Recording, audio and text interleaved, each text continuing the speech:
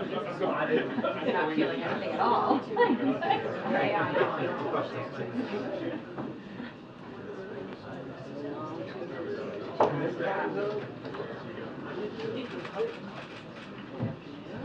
Good afternoon. Hello. Welcome back. Wait, nobody likes my outfit? I'm not quite understanding this. It's okay. There might be issues if people start commenting on my outfit. Okay, so first I want to officially welcome Kelly O'Donnell as the new president of the White House Correspondents Association, and thank you to, she's not here, but thank you to Tamara Keith for her partnership over the last year. Very few people understand just how much work is required by the WHCA and the White House to ensure press coverage and related travels as smoothly as possible. And we are looking forward to working closely with you, Kelly O, and in this next chapter. So welcome, welcome, welcome. I'm excited about it. So I have two things at the top, and welcome to anyone who traveled with us abroad. Welcome back. Hopefully you got some rest over the weekend.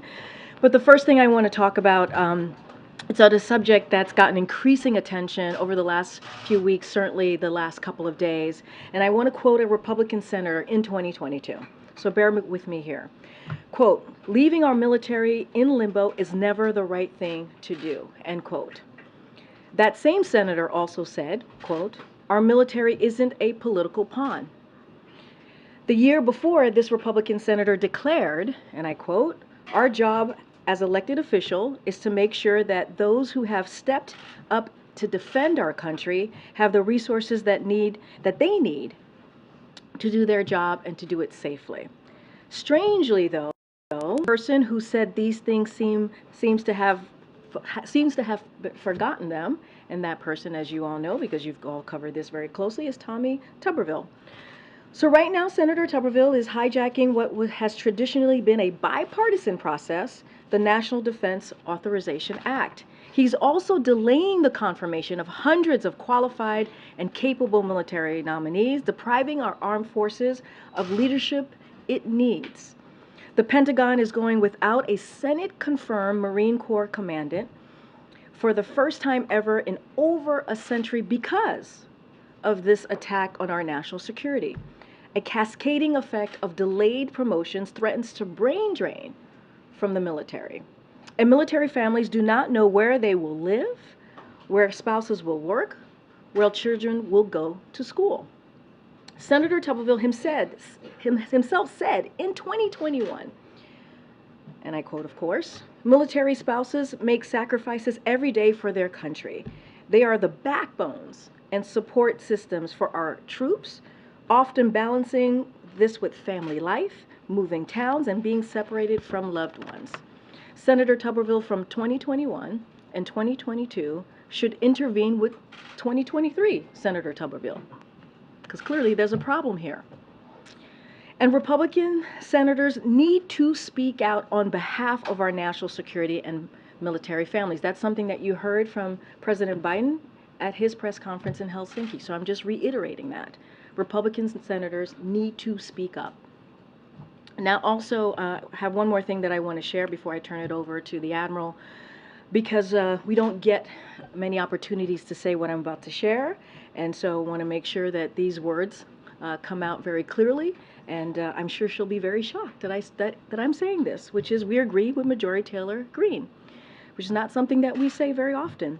Over the weekend, the Congresswoman, Marjorie Taylor Greene, criticized Bidenomics as being in line with the FDR's creation of Social Security, Lyndon Johnson's creation of Medicare.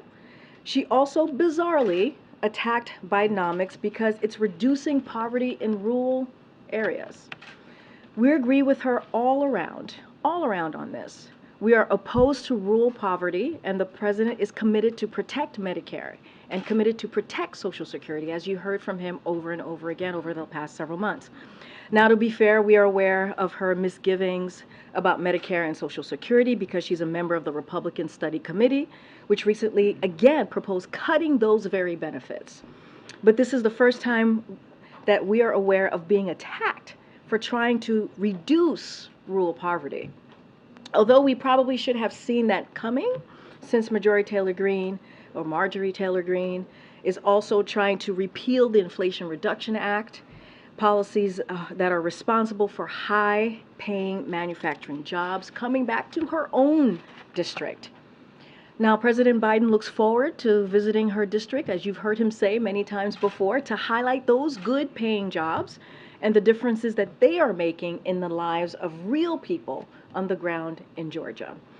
And finally, as I just mentioned, as somebody just talked about his wonderful suit today, the Admiral is here, John Kirby, to take a few questions on some foreign policy news of the day, including Russia's suspension of the Black Sea Grain Initiative, the President's call, as you all know, with the Prime Minister of Israel, and the President's, and also Israel's President's visit tomorrow. And with that, Kirby, the floor is yours. Thanks, Frank. Good afternoon, everybody. So I want to start today by addressing Russia's irresponsible and dangerous decision to suspend its participation in the Black Sea Grain Initiative, which will exacerbate food scarcity and harm millions of vulnerable people around the world. Admiral, I'm not sure the microphone is working. Yeah, we can't hear you. Same for KJP. Yeah, we can Sorry hear about that. Maybe we can. I will contact someone. Should I just yell? you. I can do that. You're on deck. Admirals can do that. Is that better? Sounds like it is. No? No, Yeah? I don't think No. so. Okay. Just give us a second. Want to make sure you're heard, Admiral. Is it okay if we just start in the back? No? Maybe we could hear him, but and same with you. It's just muted today. Okay. I'll try to project. We'll do our best. I've had my grandkids for the last 2.5 weeks, so projecting is something I'm good at right now.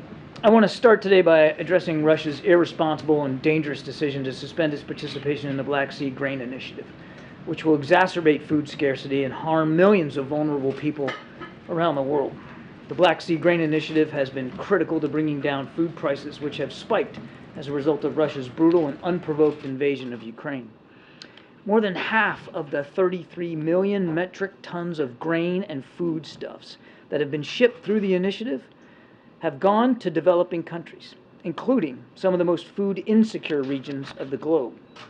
These shipments have helped drive down and stabilize global prices, and every shipment under the initiative has contributed to reducing hardship in the world's poorest countries, since bringing grain to world markets lowers food prices for everybody. Russia's decision to resume its effective blockade of Ukrainian ports and prevent this grain from getting to markets will harm people all over the world. Russia will be fully and solely responsible for the consequences of this military act of aggression. Indeed, we are already seeing a spike in global wheat, corn, and soybean prices just today as a result of Russia's suspension. We urge the government of Russia to immediately reverse its decision. Meanwhile, the United States has and we will continue to work with other countries to enable both Russian and Ukrainian grain to reach the rest of the world, including by ensuring that our sanctions do not target, contrary to Russian propaganda, they do not target Russian food or fertilizer, and we will continue to support Ukraine's efforts to get that grain to markets that desperately need it, even if that's through other routes. A lot of work to be done here. This is a deeply regrettable and, as I said, a dangerous decision that we urge Mr. Putin to reverse.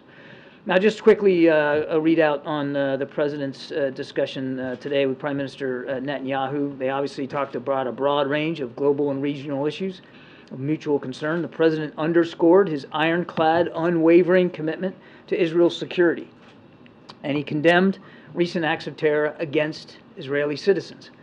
The two consulted on our close coordination to counter Iran, including through regular and ongoing joint military exercises. They noted that the U.S.-Israel partnership remains a cornerstone in preventing Iran from ever acquiring a nuclear weapon. The President stressed the need to take measures to maintain the viability of a two-state solution and to improve the security situation in the West Bank. To that end, he welcomed Israel's willingness to consider new steps to support Palestinian livelihoods and recognized promising steps by the Palestinian Authority, for their part, to reassert security control in Jenin and other areas of the West Bank. He expressed concern about continued settlement growth and called on all parties to refrain from further unilateral measures. The two leaders agreed to consult with regional partners with the aim of convening a meeting soon in the Aqaba Sharm format as soon as possible. They also consulted on progress towards establishing a more integrated, prosperous, and peaceful Middle East, including through efforts to deepen and expand normalization with countries in the region and beyond. Finally, President Biden reiterated, in the context of the current debate in Israel about judicial reform, the need for the broadest possible consensus, and that shared democratic values have always been and must remain a hallmark of the U.S.-Israel relationship. That takes questions. Thanks, John. First, on the call with Netanyahu, the Israelis said that there was an invitation to meet in the United States. Is that meeting at the White House, as Prime Minister Netanyahu has repeatedly asked for? They have agreed that they will meet probably before the end of this year, and all the details of the wheres and the whens are still being worked out. And then separately on the Black Sea grain deal, assuming Russia doesn't lift this effective blockade, what other options are there that the U.S. can facilitate to get that Ukrainian grain out there? Is there additional resources that the U.S. can send to Ukraine, ship it out via rail? Yeah. Or is it really just at the mercy of Russia here? Well, look, to some degree, Russia does have a huge amount of responsibility here. By allowing, or in the previous months, allowing ships to leave through the Black Sea along an approved route. But absent that, we're going to have to kind of go back to where we were before the grain deal was put in place last July, and that's been a year, where obviously the bulk of grain wasn't getting out, because the only other option you have for that is overland, by rail, by truck, overland. And of course, overland transport of anything in Ukraine right now is a pretty hazardous undertaking, and of course you'd have to go through EU countries. They all would have to be okay with that. They have farmers and farms that they have to be concerned about for their own economies. So it's more cumbersome, less efficient, certainly not as an effective way to getting all that grain out of Ukraine. And that's why before the grain deal was put in place, food prices were going up. The developing world, the so-called global south, was suffering under food scarcity. So, I mean, I don't want to stand here and promise you that we'll be able to fix everything as a result of this decision by Russia. We'll do the best we can. We'll continue to work with allies and partners to find new ways to get grain out. But there's no possible way, just mathematically, we're going to get as much grain out now as we were going to be able to get out through the grain deal if it had been extended. Yes, Sebastian. Thank you. Hello, Admiral. Also on the grain, just following up on Zeke's question, specifically, is there any thought being given to a plan of just taking the grain out by sea with some kind of escort and more or less daring the Russians to stop it? And then on the bridge, which basically you're arguing that, you're arguing, but you're suggesting that we should just try to run a blockade, an effective military blockade in the Black Sea, because that's what's happening here. Right. No, that's not an option that's being actively pursued. I know that being discussed, made by Turkey had sort of played around with this idea quite a long time ago. That's not an option we're actively pursuing. Okay, thank you. On the bridge itself, the Russians keep making this sound like this is a sort of casus belli. You can't touch the bridge. We'll stop the grain and so on. That's how they present it. Does the United States think the bridge is a totally legitimate military target? So let me take that in two bites. Number one, I've seen nothing that proves causation here, that the strike on the bridge led to Putin's decision not to extend. He had already been leaning that way publicly. Now, I won't speak for him. If he has his own justification, he can do that. But I've seen nothing that points to causation. And then to your second question, we don't take it upon ourselves to determine legitimacy or illegitimacy of targets that the Ukrainians hit. They're fighting for their own country. Crimea is Ukraine. And we don't tell them what is or what isn't legally a legitimate target. They determine their targets for themselves. Okay, so it's not at all in the same category as strikes inside Russia, which is something... Strikes inside Russia, we made it clear to the Ukrainians that we won't encourage and we won't enable strikes inside Russia. What we are trying to do, and have been for 16 months, is making sure that they can defend their own territory and to push back the Russian aggression on Ukrainian soil. Crimea is Ukrainian soil. Just to clarify something, Russia is calling the bridge attack a terrorist attack. They're blaming Ukraine. The Ukrainians have not, though, claimed responsibility. Have you determined who's responsible, or are you commenting on who's responsible? We are not in a position to attribute the attack to any particular party at this point. And you've made clear, obviously, publicly you're urging Russia to reverse this decision on the grain deal. Privately, are U.S. officials reaching out, discussing this matter with your counterparts in Moscow? We are discussing it with our counterparts at the UN and with our allies and partners. I know of no specific discussions with Russian officials directly about it. And can you just discuss again how immediately we may see the impact of this deal being terminated? When will vulnerable countries? I mean, prices went up today. Corn, soybean, and wheat all shot up today as a result of this decision. So we're seeing the impact right now. Thanks. Admiral, just one more follow on the bridge. Have you assessed whether the attack had any effect on Russia's strategic ability to move military equipment in and out of Crimea? Yeah. The short answer is I don't know. I mean, I can't. We haven't. Let me put it another way. We haven't seen any impact of the strike on the bridge to Russia's defensive posture and their military capabilities in Crimea or in southern Ukraine. I mean, they are still arrayed in defense in depth. They are still fighting Ukrainian forces, still trying to push back elements of the Ukrainian counteroffensive. I think it's just too soon to know whether that attack on that bridge is going to have any significant military impact on their ability to continue to fight this war. And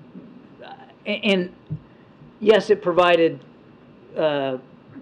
land access, terrestrial access to Crimea, but the Russians have many other ways of providing logistics and sustainment to their troops in Ukraine. So my hunch would be that this won't have a dramatic effect on them. Just another on Israel.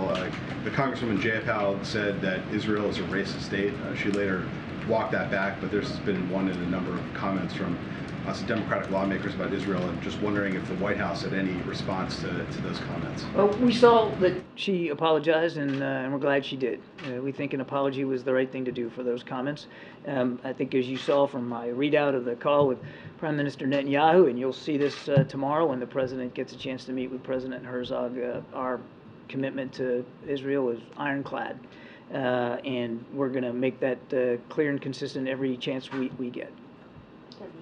Karine, thanks, Kirby. I want to ask you about the Chinese hacking campaign that affected Secretary Raimondo, among others.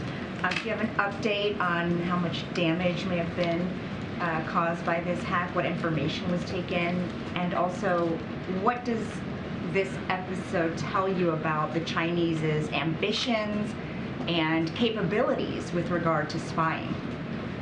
Okay, there's a lot there. So just let me set it up here. It's important to remember what this was. It was an intrusion into Microsoft Cloud services on an unclassified level.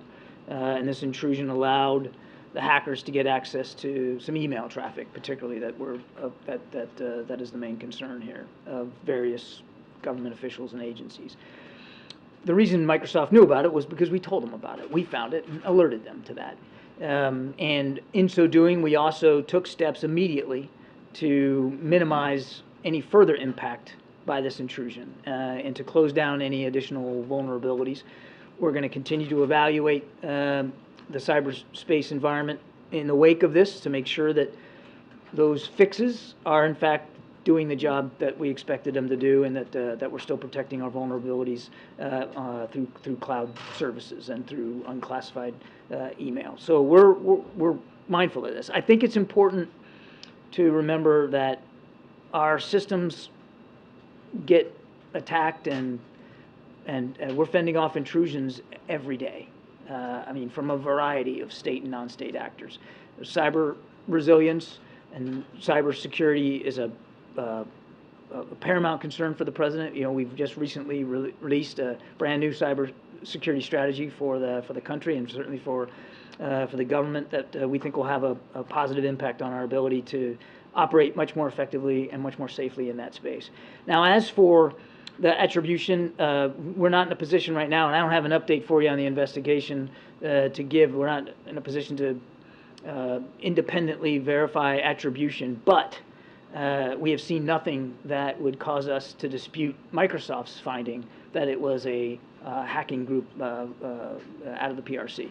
So you just said that you fend off these attacks every day, but in this case, you didn't fend it off, and all the things you talked about were reactive, not proactive. So are you doing enough to proactively prevent the Chinese or another government from gaining access into our, government emails?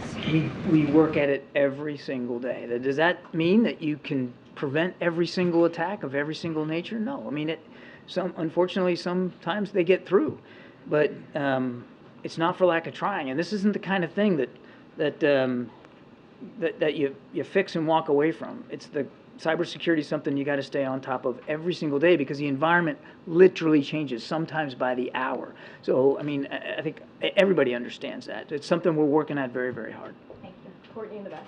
Thank you. A bipartisan group of senators and members of the House introduced a new Afghan adjustment bill. I know that you've supported that concept in the past. Can you talk about whether you support the newly introduced bill and what you're doing, if so, to get it passed?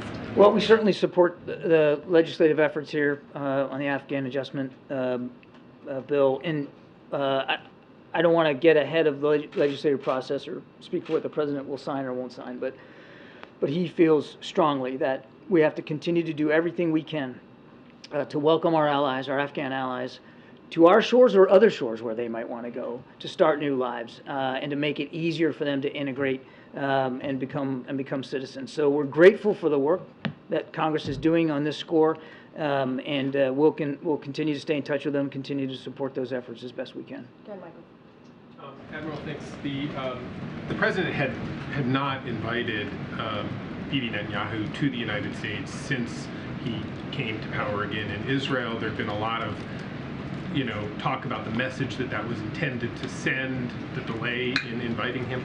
Can you talk, given the fact that some of the concerns that the administration has vis-a-vis the judicial reforms are still happening, I mean, they're still there, it's not like something has been resolved to the United States' satisfaction.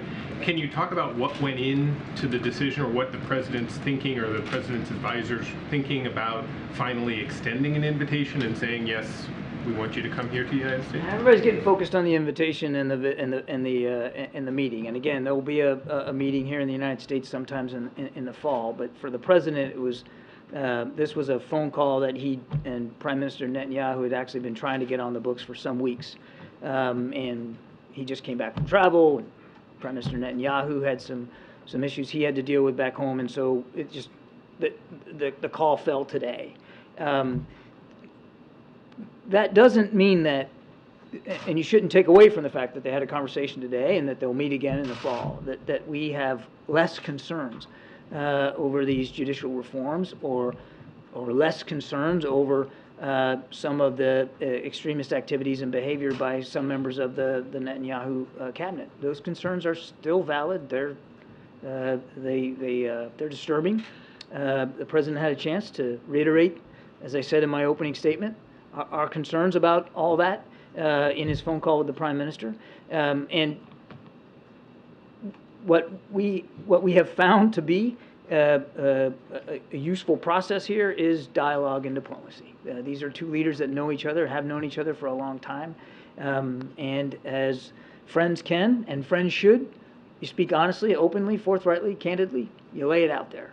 And President Biden has done that. He's done it publicly with respect to the judicial reforms, and he'll continue to do it in his conversations with Israeli leaders. So we shouldn't read anything into the fact that he finally relented and said, yes, we'll meet face to face?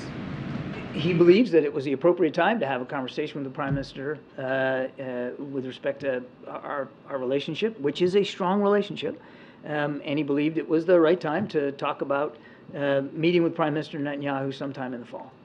Good, Jeremy. Thanks. John, given President Herzog's role in attempting to mediate a consensus agreement on this judicial reforms, given the president's own concerns, how much of a focus will the judicial reforms be during their meeting tomorrow? It will certainly be a topic of discussion, as it was today in the call with the Prime Minister. But I don't want you to come away from this thinking that it's the sole topic of concern. It is of concern. The President has made our concerns over it public, clearly. But there's an awful lot of other issues which I fully expect will come up with the meeting with President Herzog tomorrow, the destabilizing activity out of Iran. I think you may have seen the Pentagon not long ago just announced some new deployments of military assets to the region in the wake of Iran's attacks on maritime shipping.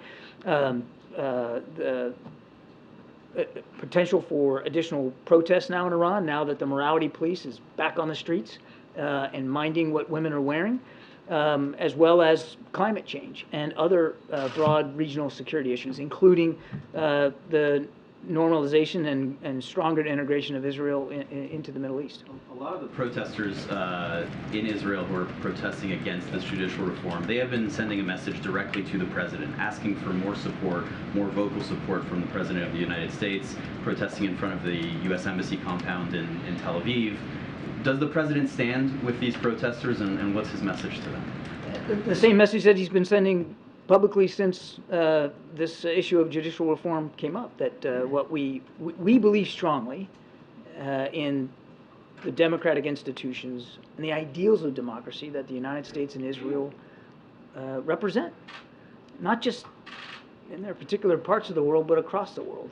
And we want to see Israel be as vibrant and as viable democracy as possible. And that means that you build programs and reforms and changes in a way that is based on compromise. And as I said in my opening statement, the broadest possible consensus across the governing organization. And he's been clear, will continue to make clear, that we stand for Israel, we stand for the Israeli people, we stand for Israel's democracy, and we want to see that democracy and the hopes and the dreams of all Israeli people and all their aspirations met through strong, viable, democratic institutions that are built on consensus and compromise. And a quick one on the grain deal.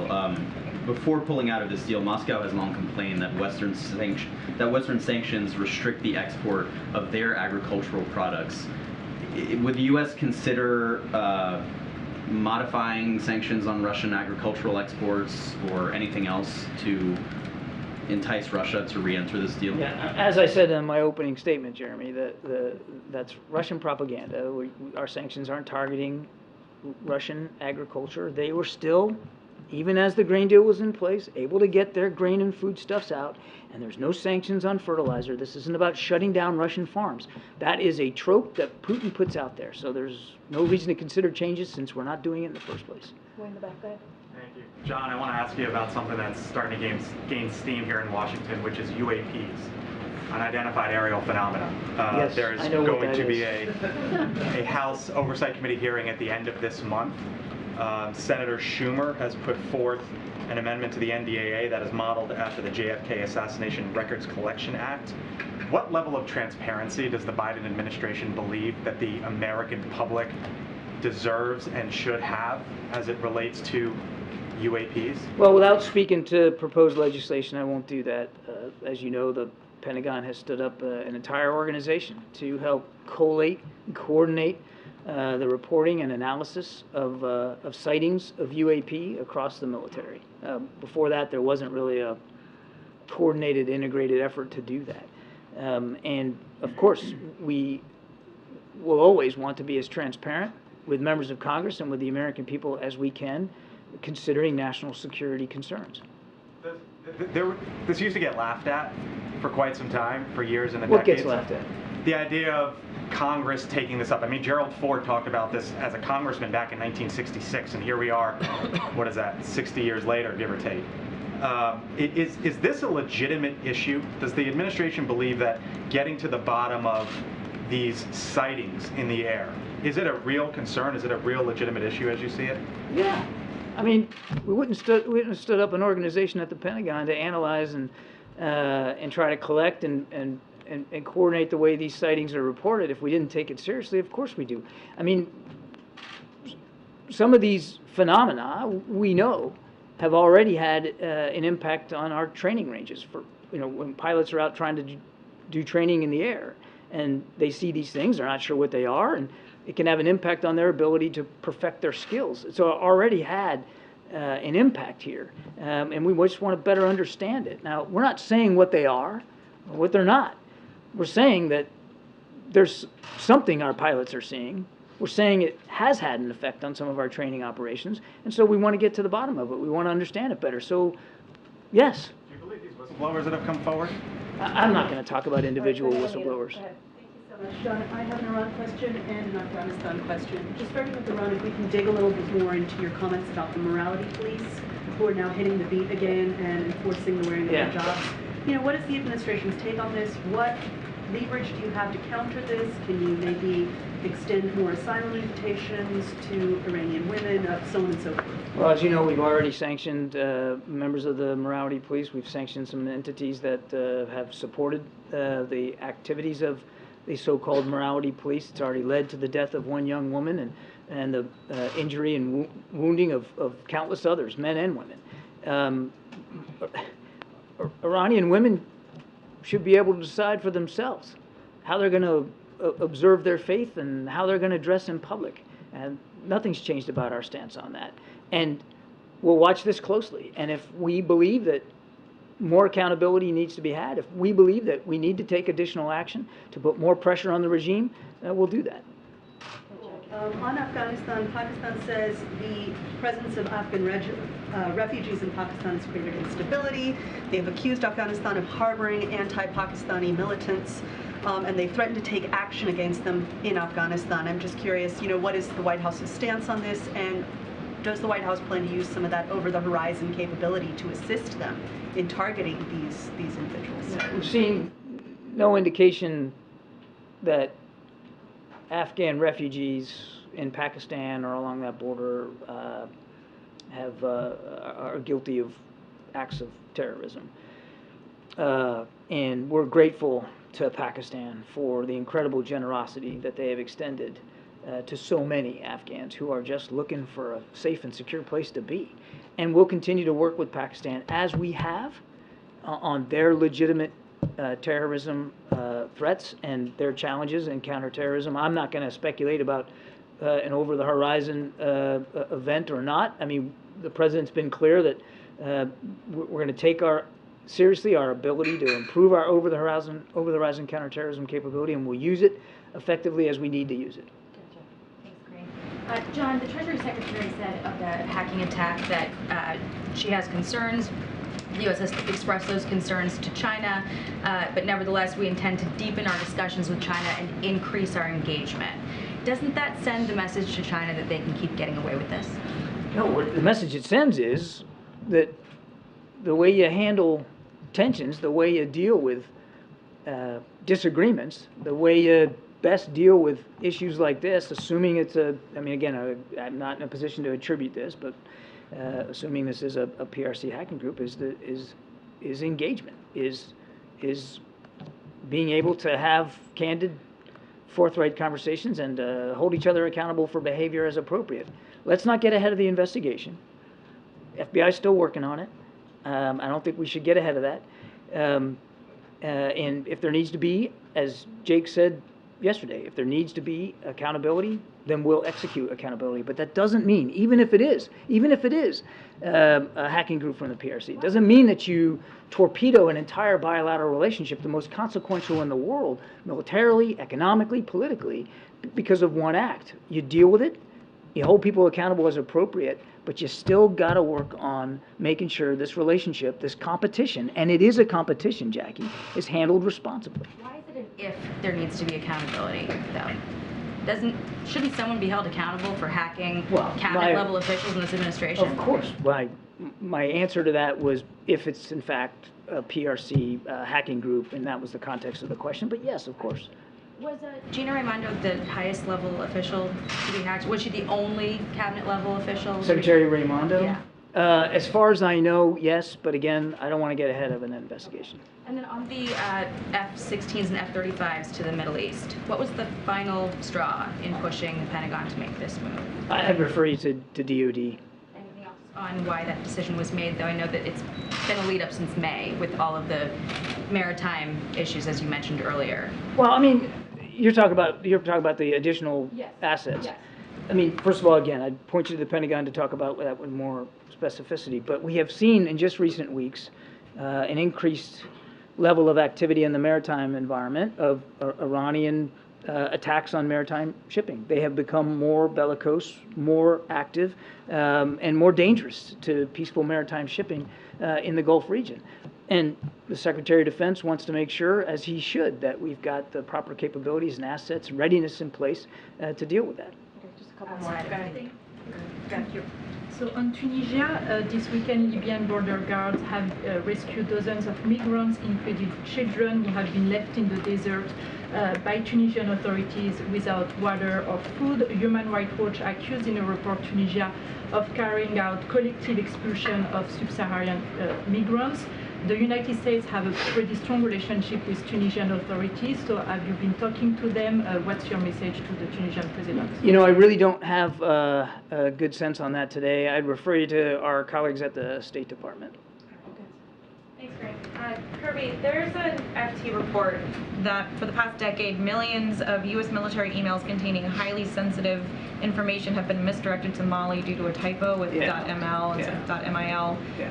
A Dutch tech entrepreneur who's been managing the country domain has been warning about this for the past decade, and control over that domain returns to the Malian government on Monday. They're a Russian ally, so what is the administration doing to deal with this issue and prevent our sensitive military data from potentially falling into the hands of a Russian ally, and how is this allowed to go unaddressed for the past decade despite warnings? I would first point you to our colleagues at the Department of Defense. This is really more for them to speak to, but as I understand it, they have now for quite some time have in place a tool that stops outbound emails that don't have the .mil at the end from going.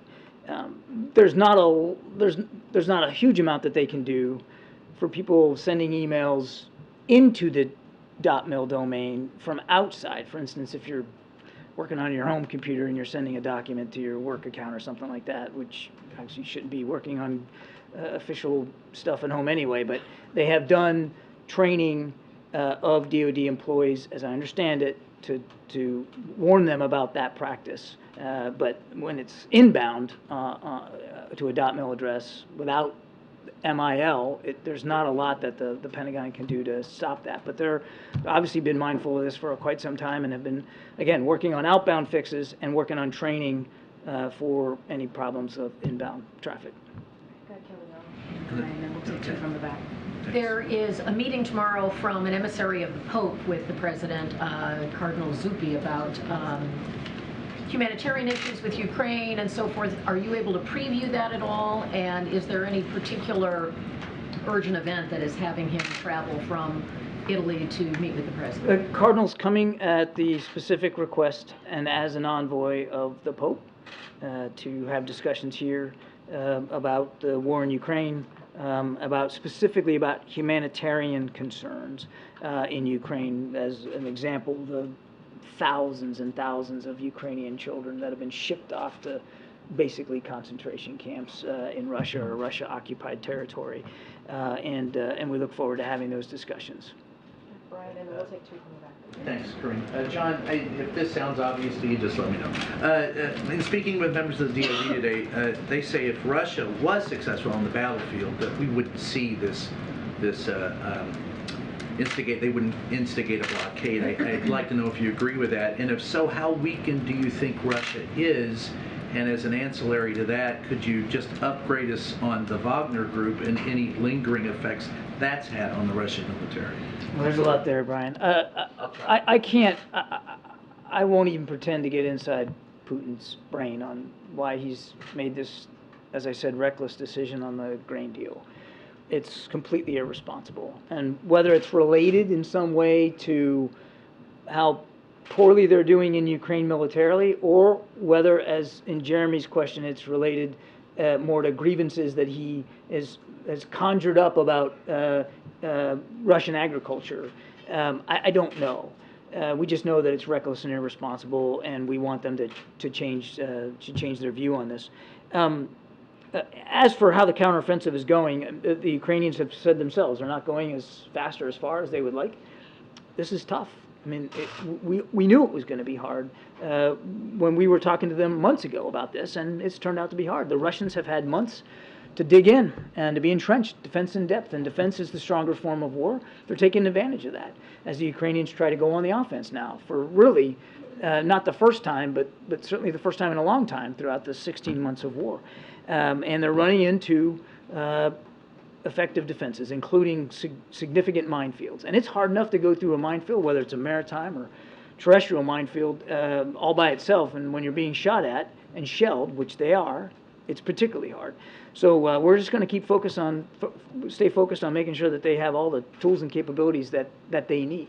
And I don't know if I completely answered yet a third question. Yeah, well, do you see any lingering effects because of the Wagner group? I mean, is there any... No. I mean, no. We don't know where all these guys are. We think some of them may still be in Russian-occupied territory in Ukraine. We know some have gone to Belarus. We've seen reports that some have gone to Africa. I mean, there's still a viable group here.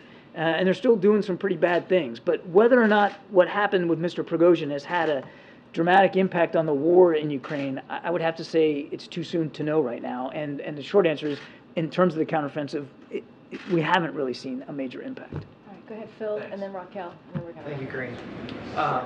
The administration has been critical of Senator Tuberville with his holds on military promotions because of social policy and saying that he is harming military readiness. On the flip side of that impasse, and this is something that Republican lawmakers have raised, why is the new DoD policy on abortion critical to military readiness? I'm really glad you asked that question. No, I mean, I really am. 1 in 5 members of the U.S. military are women, 20%. We're an all-volunteer force. Nobody's forcing you to sign up and go. People volunteer to go. You raise your right hand and you say, I'm gonna do this for a few years or even for my life. And it might cost me my life to do it. And when you sign up and you make that contract, you have every right to expect that the organization, in this case the military, is going to take care of you, and they're going to take care of your families. And they're going to make sure that you can serve with dignity and respect, no matter who you are, who you love, or how you worship or don't. And our policies, whether they're diversity, inclusion, and equity, or whether they're about transgender individuals who qualify physically and mentally to serve, to be able to do it with dignity, or whether it's about female service members, 1 in 5, or female family members being able to count on the kinds of health care and reproductive care specifically that they need to serve. That is a foundational, sacred obligation of military leaders across the river. I've seen it myself, and it matters because it says we're invested in you because you are being willing to invest in us. You're investing your life, your family's livelihood with us. We owe you that back in return. I had a chance a couple of weeks ago to meet with some military spouses here at the White House. Some were active duty members, some were spouses, all were women. And 201, they told me, that abortion laws in this country that are now being passed are absolutely having an effect on their willingness to continue serving in uniform or to encourage or discourage, in this case, their spouses from continuing service. So if you don't think there's going to be a retention and a morale issue, think again, because it's already having that effect. I have a son in the Navy. I think you all know that, and son-in-law too. They're both stationed down in Norfolk on destroyers. You know, and they're proud to keep serving their country in the Navy, but you know, the Navy told them where to go. You go where you're told. That's the way orders work. You go where you're assigned. You don't get to choose. And so what happens if you get assigned to a state like Alabama, which has a pretty restrictive abortion law in place, and you're concerned about your reproductive care? What do? Do you say no and get out? Well, some people may decide to do that. And what does that mean? That means we lose talent, important talent. And we're, again, an all-volunteer force. Recruiting is tough enough as it is with a very strong economy out there. We want to keep the people that we get, and we want to make sure that they can continue to serve. So it can have an extremely significant impact on our recruiting and our retention. Not to mention, it's just the right darn thing to do for people that raise their hand and agree to serve in the military. Okay, Raquel. Thank you so much, Karine. Hi, John. John, last week, Congresswoman Ocasio-Cortez asked the U.S. government to release secret documents about the U.S. involvement in the military coup in Brazil in '64. In a few days before that, a group of Brazilians organizations sent a letter to President Biden to request the same. So what is the U.S. position on this matter, and will the administration consider releasing those documents? You know, I'm going to have to take your question. I am not tracking this particular event, and I don't want to speculate right now, but I'll tell you what, we'll take the question and we'll get back to you, get you an answer. Thanks, everybody. Thank you, Admiral. See ya. And Admiral, I want to say thank you for your service and raising your hand. Dignity and respect. That was really important. Thank you. Oh, now the mic works. Okay, go ahead. Kick us off. I don't have anything else. Thanks, Karine. First off, on the rising grain prices that John discussed before, is there any U.S. government concern that could sort of raise inflation concerns here at home? Really, we saw some positive trend lines in the last few months, but that could reverse some of that progress? So look, I think you said something that I definitely want to lean into is we've seen some positive trend lines over the last 12 months, in particular as it relates to inflation and how we have seen it ease. We saw that most recently in the CPI numbers that we saw just last Wednesday. And so it's gone down 12 months in a row to 3%, which is the lowest it's been in the last 2 years. And everything that you are seeing with our economy being stronger, wages going up, unemployment going down, staying under 4%, something that we haven't seen in 50 years, is because of Bidenomics, as you've heard us talk about. It's because of the work that this president has done. And certainly we are leading globally and as our economy is getting back on its feet, especially after getting through this pandemic. As far as the inflation that may be caused because of the grain, I know the Admiral talked about how we've seen some prices go up just today. I don't have a full account of how that's going to certainly affect the positive momentum that we've seen as far as inflation going down, but it's certainly something that we're going to monitor and keep a close eye on. And separately, Kirby got a question about Congresswoman Jayapal's comments. I'm going to ask you about another Democratic official's comments. Robert F. Kennedy was filmed at a dinner suggesting that COVID-19 was ethnically targeted at certain populations. The president's the leader of the Democratic Party. Does he believe that that sort of language, rhetoric, sentiment has any place in the Democratic Party or in American public life at all? It's an important question. I want to be careful here because I don't want to address a 2024 candidate, right? We're not going to do that from here. But what I will say more broadly, which I think is important, because I think if you look at the last 2-3 years since 2020, since this pandemic hit, there are countless Americans, American families who are seeing an empty seat at the Thanksgiving table, right? For the past, who knows, couple of years, past year, couple of years, because of what the pandemic has done to families across this country, because of the suffering of COVID. And that is something that we have to acknowledge. And that is something that is important that we speak to. Because if anything, all of us probably have that same, sadly, that same thing in common, that we have lost someone that we loved because of this pandemic. So the claims made on that tape is false. It is vile. And they put our fellow Americans in danger. If you think about the racist and anti-Semitic conspiracy theories that come out of saying those types of things, it's an attack on our fellow citizens, our fellow Americans, and so it is important that we essentially speak out when we hear those claims made more broadly. I want to quote something that the American Jewish Committee said, which is the assertion that COVID was genetically engineered to spare Jewish and Chinese people is deeply offensive and incredibly dangerous. Every aspect of these comments reflects some of the most abhorrent anti-Semitic conspiracy theories throughout history and contributes to today's dangerous rise of anti-Semitism. And so this is something that this president and this whole administration is going to stand against when we hear that type of those false claims against Asian Americans, against Jewish Americans. We're going to continue to speak out, and we believe, and this is something that we just heard, it's important to protect the dignity of our fellow Americans. It's important to respect our fellow Americans, and so it is as you can understand, the core principle of our country. And then lastly, you took a 2x4 earlier to Senator Tuberville. The senator is the president is a former longtime member of the Senate. You talked about the concerns about military readiness here. At what point, why have we not heard the president call on his colleagues, many of them his friends, to end the process of holds and change the Senate, the way Senate works and go around Senator Tuberville here because it isn't that important? In Helsinki, the president spoke to Republicans in the Senate, speaking up against this, right? No, totally understand that. But we're talking about one person, right? One person who's holding this up, which is Senator Tuberville. He is the one holding this up. You have to have that ability to hold it up. I mean, that's what we're seeing. We've been talking about this, Zach, for weeks. For weeks now, we've been talking about Senator Tuberville and what he's been doing. And look, it is, I've said this, the Admiral said this, it is holding Americans' military readiness hostage. That is what he's doing. It is really one senator who is doing that, who has been doing that this past several weeks. And so, look, we're going to keep speaking out to it. You heard that from me. You heard that from the Admiral. You heard that from Jake.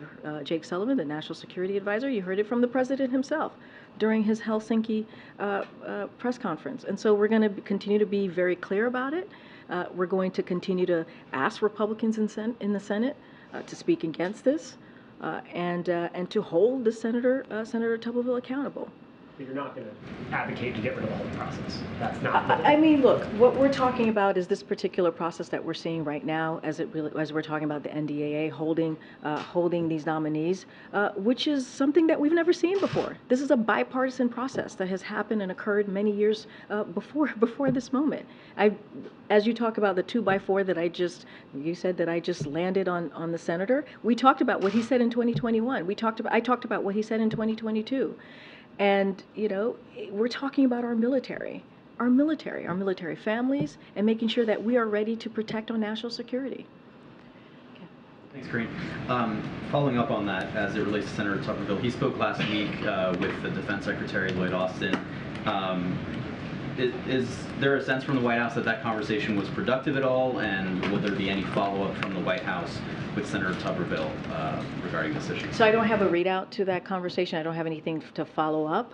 But clearly we have been, if not communicating at a podium, certainly communicating through members of this administration. I just don't have anything else to share beyond that conversation. As it relates to the NDAA, is the White House confident that once this legislation goes to conference, that most or all of these kind of conservative wish list items that made it into this bill will not be in the final version of the bill? So what we believe and what we have said, and I believe Jake Sullivan said this yesterday as he was making the rounds on the Sunday morning show, is that this legislation will never get to the president's desk. Just a couple of things. It is extreme, as you just stated. Some of these provisions or specifics that are in the legislation. It targets females and LGBTQ service members. A small number of House Republicans are playing politics, as I've said many times, with our national security and support for our troops. This is historically done in a bipartisan way. This is how we've seen this process move forward, and we believe that it will be done in a bipartisan way. We have that confidence that the Senate will do its job and get this to the final bill in a more broad bipartisan way. And so that's what we believe. And look, this hurts our ability, right, to recruit and retain the strongest military force that we have, the most diverse military force that we have. And so it is in the world. And so it is important that we get this done in a bipartisan way. As it stands today, this bill will not get to the president's desk. We're confident in that. And then on a separate issue, on Thursday, the Secret Service closed its investigation into the baggie of cocaine that was found in the West Wing. In a statement Thursday, I believe it was Olivia who said that you guys had been briefed on the investigation, you were reviewing it. So what conclusions have you drawn from it? Do you expect Secret Service to make any changes to security protocols as a result? And lastly, you had initially expressed confidence that the Secret Service would get to the bottom of this. Are you surprised that they didn't? So look, let me start with the protocol piece. That's something that Secret Service is going to handle. Any changes of protocol, how we move forward, that's something for them to deal with as they handle the security, certainly of this campus and of the White House more broadly. Look, we believe that the Secret Service did a thorough investigation. Certainly not going to opine on the investigation. Of course, we're going to have confidence that they're going to do their jobs and do everything that they can to get to the bottom of this. Of course, that is something that we have confidence. We will always have confidence in that. But as you've just stated, we've been briefed on the outcome, and in their public statement, as well as the Secret Service have said, there is hundreds of visitors that traveled through this area where the cocaine was found across that weekend. And so I'm going to leave it to them for any additional information, but certainly not going to opine on the process here. But we believe it was a thorough investigation. A couple of economic questions, Karine.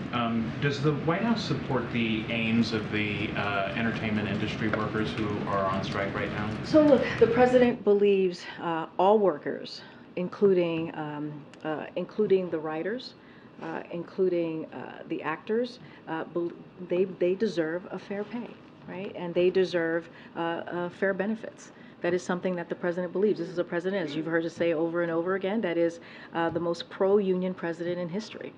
And so he believes in and consistently support workers' the right to strike.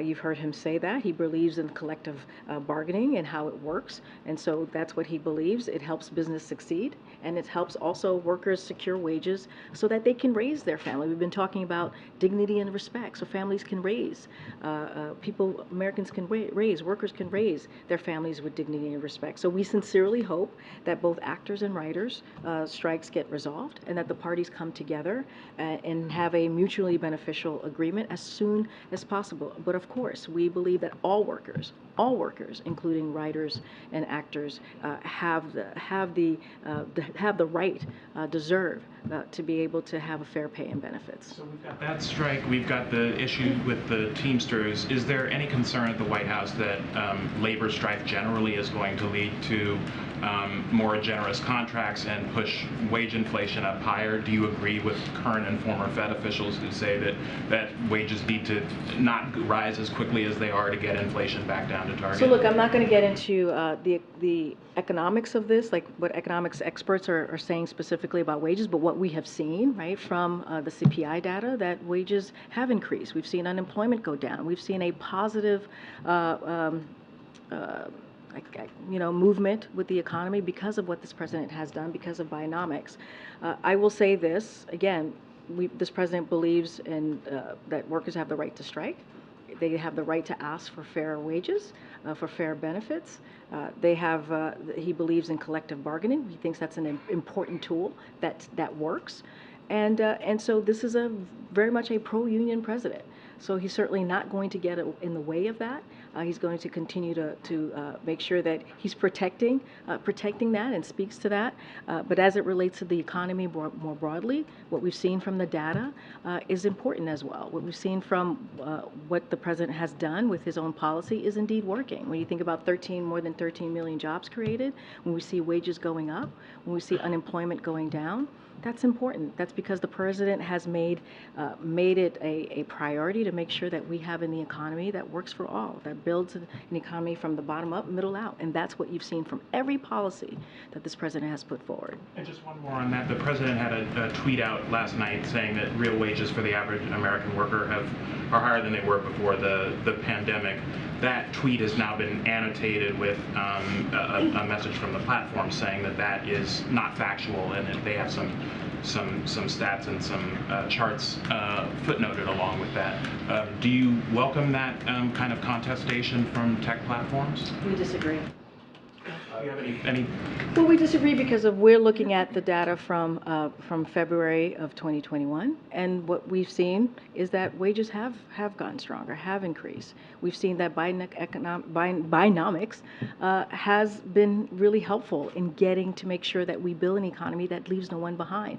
What we've seen from the beginning of this administration with the American Rescue Plan, making sure that we're dealing with COVID. We're just talking about COVID and what the president has been able to do to deal with an issue that turned our economy upside down, that took the lives of many Americans. And because of this work that this president has done, and also what Democrats were able to pass very early on, we've seen an economy that's now growing.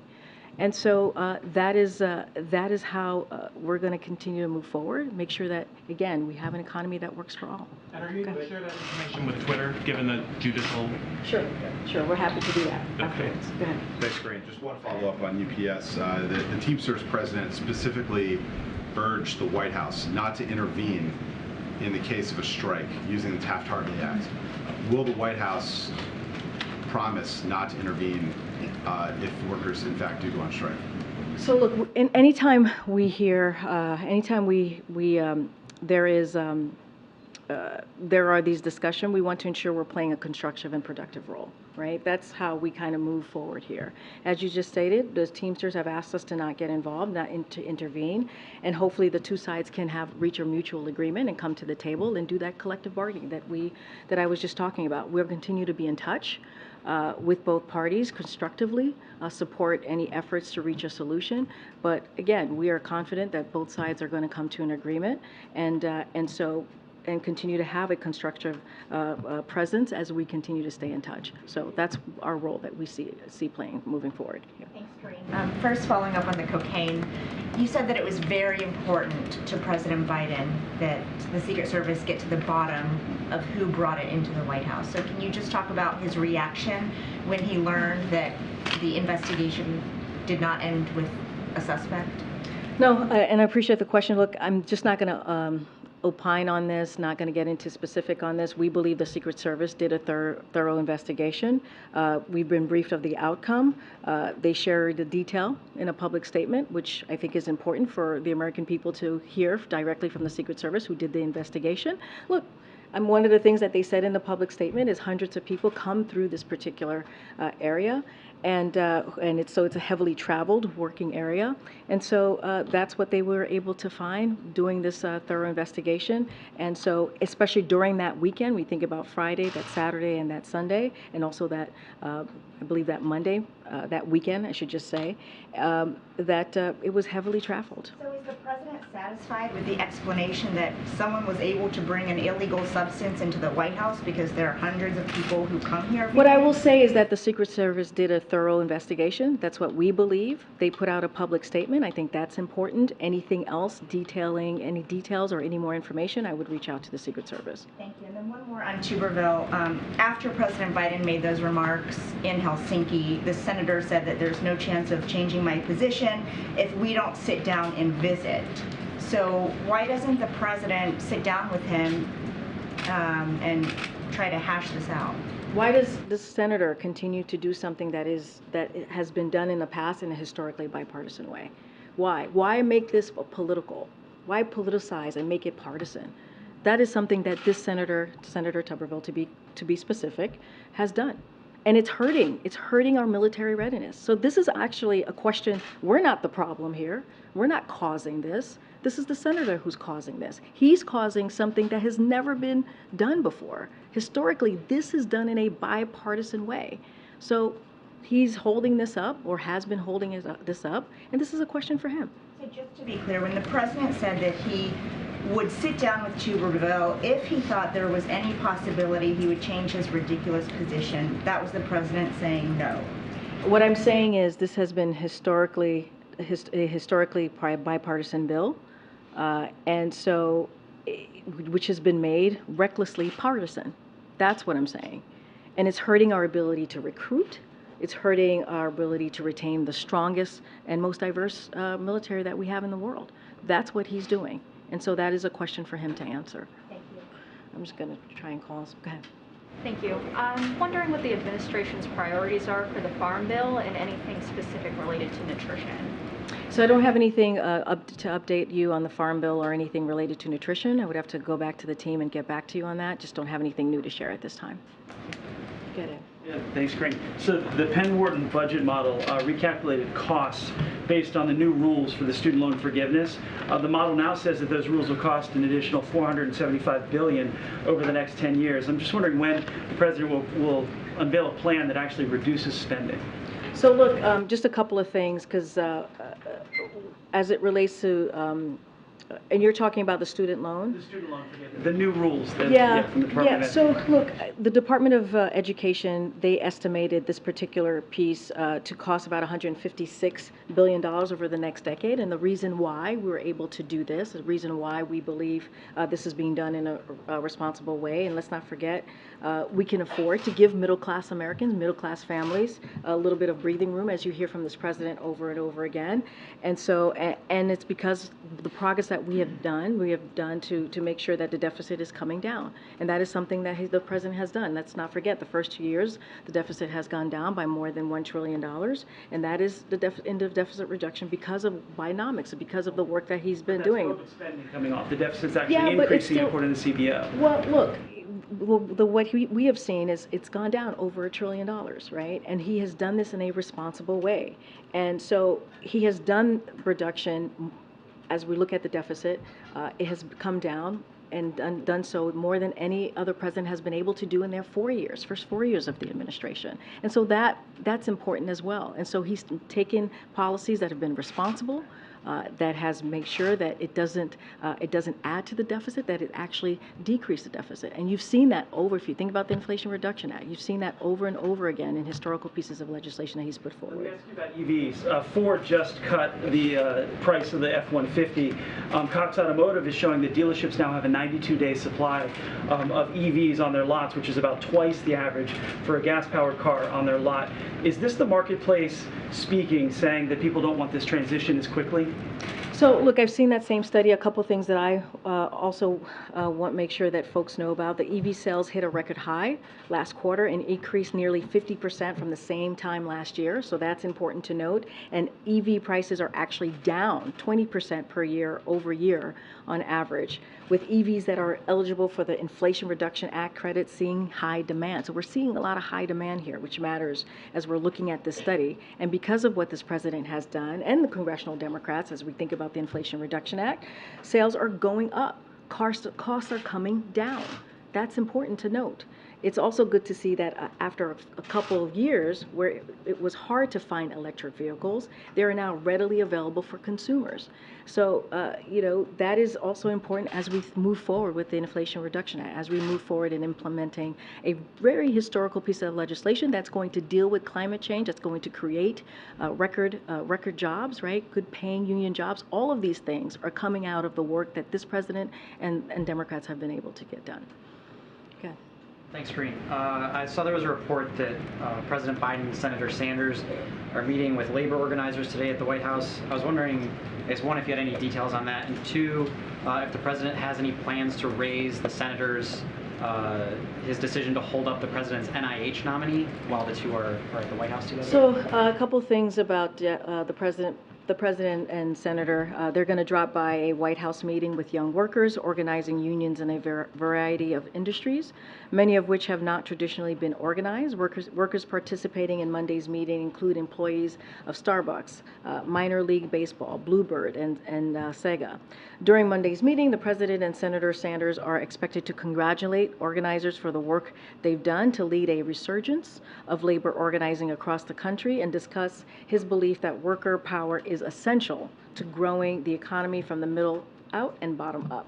So administration officials, just a few of them who are going to be joining the president and the senator, it might have happened already, is Acting Secretary of Labor Julie Su, White House National Economic Council Director Lael Brainard, and White House Director of Government Affairs Tom Perez. And so those are going to be the folks who have, I think this already happened, joined the president and the senator. And I think he might be going to the sticks at some point to take your questions. And were there any plans to raise the concerns about the NIH nominee? That part I can't speak to what was brought up in the conversation that he may have had with the president, but I can tell you about this meeting that occurred moments ago.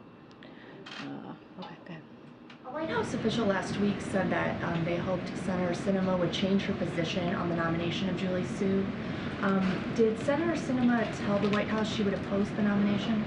So I don't have anything to share. She's going to have to, clearly the senator can speak for herself. What I can say is that we are committed to Acting Secretary Julie Su to get through and become the next Secretary of the Department of Labor. That is our commitment that we have had for the past several months, and we're continuing. It's unwavering commitment, and so we're going to continue to fight hard. The president is going to continue to fight hard. His White House office is going to continue to fight hard to get her through. We believe that she is qualified to be Secretary of the Department of Labor. She has shown that over and over again as a Deputy Secretary of Labor. She has been effective, and she got, as you all know, got Democratic support when she became the Deputy Secretary of Department of Labor, and we believe that she should get that support for this secretary position as well. Go ahead, Courtney.